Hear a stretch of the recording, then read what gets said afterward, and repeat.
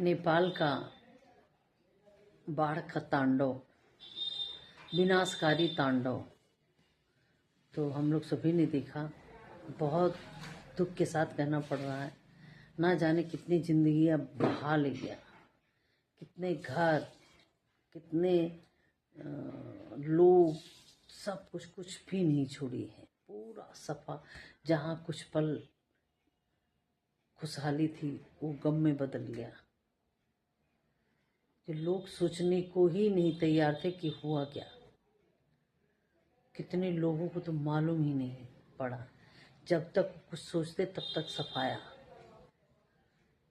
बहुत दुखद स्थिति दिखाई दिया। जान बचाते हुए लोग जंगलों की तरफ भाग रहे थे, लेकिन उसके प्रवाह के आगे किसी का जोर नहीं चलता है।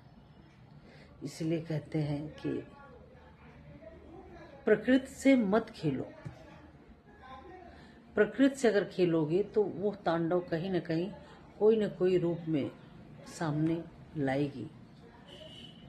सब में बस चल जाएगा, सब कुछ कर लोगे, सब कुछ पालोगे, सब हासिल कर लोगे, लेकिन प्रकृति का जो तांडव है उसके सामने सब बौने हो।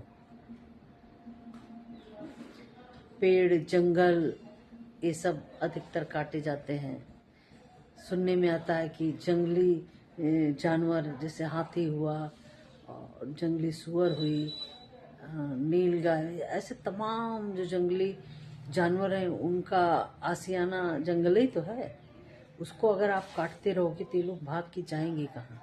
ये लोग आपकी घर की तरफ दौड़ लगाएंगे, रईसी इलाकों में हमला करेंगे, क्योंकि नया नया फ्लैट बनता है, वहाँ जंगल का जंगल काट के सफा कर देते हैं। तो प्रकृति से खिलवाड़ करना बंद करो। और बहुत दुख के साथ कहना पड़ता है कि जो स्थिति नेपाल की देखी, पुल बह गया, मतलब कोई चीज किसी भी जगह कुछ भी छूटा नहीं, खाली लोग जान बचाते भागते दिखे। जो जैसा बल पड़ा, जैसा जो स्थिति जिस स्थिति में था, सिर्फ भागम भाग, भाग दौड़, जान बचाने की होड़। देखते हुए आंखें एकदम भर आई कि क्या हो रहा है। और स्थितियां इस तरह इस कदर बिगड़ गई हैं कि बसाने का क्या, बसने वाले ही उजड़ गए हैं। तो लोगों को बसाएंगे कि कहाँ से, कैसे? बहुत दुखद स्थिति थी। सुनामी के समय जो मैं कविता लिखी थी वो यही कविता थी कि आरंभ हुआ जब प्रलय सृष्टि में, पानी में, तब धरातल में मची हलचल। दहशत तो वो खौफनाक थी जो विनाश किया मानव का पल पल। छीन लिया कितनों के अपने माँ, बहन और भाई। आतंक मचाई बाढ़ ने कितनों की आंखें भर आई। माँ की ममता लुटी है कितनी, कितनों का आंचल हुआ सूना। अनाथ हुए जो इतने बच्चे, कौन सुनेगा उनका रोना।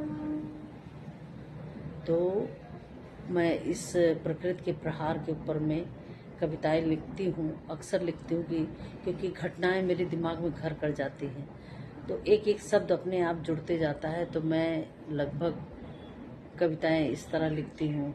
और एक कविता की 2 लाइनें मैं सुना रही हूँ कि जिस प्रलय की मैं सोच रही हूँ वह प्रलय अब दूर नहीं। जिस प्रलय की सोच रही हूँ वो प्रलय अब दूर नहीं। पाप बढ़ते जा रहा है, अत्याचार तो कम नहीं। गौ मात पर चले कटारी, किसी की आंखें नम नहीं। गम भी ममता का कम नहीं, वह प्रलय अब दूर नहीं। तो प्रकृति से खिलवाड़ नहीं करना है, छूना ही नहीं है। जैसे भगवान ने ब्रह्मांड को रचाया है, रहने दो। हमारी यही आज की विचारधारा है जो आप सबके सामने लाई हूँ। और बहुत व्यथित हूँ, मन से बहुत दुखित हूँ। नेपाल के अंदर जो घटनाएं घटी, पानी का प्रहार, इतना बाढ़, इतना बड़ा प्रकोप आया कि देख कर के आँखें नम हो जाती हैं। तो भगवान न करे कोई भी ऐसी ऐसी स्थिति का सामना करना पड़े। मैं इसी के साथ अपना वीडियो समाप्त कर रही हूँ। फिर कोई नए वीडियो के साथ आपसे रूबरू होंगे।